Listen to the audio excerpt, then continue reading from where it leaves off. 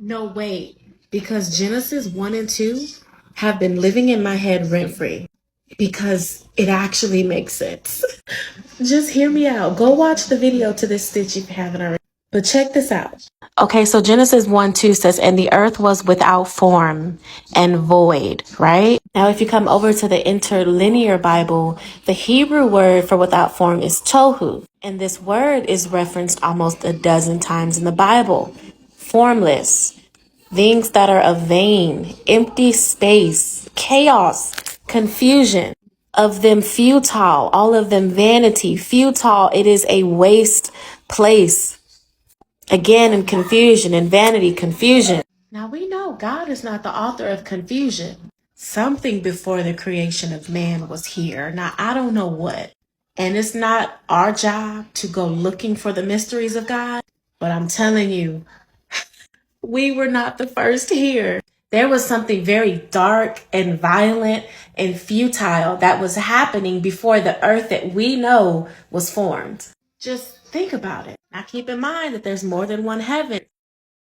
You can read about that in 1 Kings with Solomon and the book of Deuteronomy with the instructions to Israel. The Bible says that something is restraining the enemy. 2 Thessalonians chapter 2 is a prophecy of the end time and the Antichrist.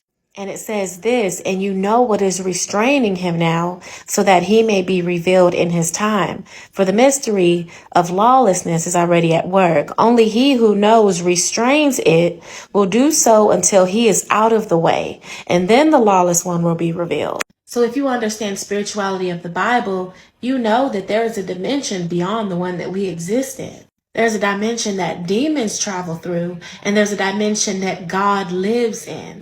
And those are separated one of each other. There is something that is literally protecting us here in this dimension. If you've ever studied into CERN, which I highly suggest you read about because it has a lot to do with end time prophecy, they're trying to create a portal into another dimension, which they're actually succeeding in. And they're getting closer to doing so. In the end time, something is going to be completely unleashed upon this world. Darkness. The same darkness that God separated in the beginning. It makes sense. The way it begins is the way it ends. Darkness and light, wheat and tares, the sowing and the reaping. God says he is the Alpha and the Omega. Make it make sense.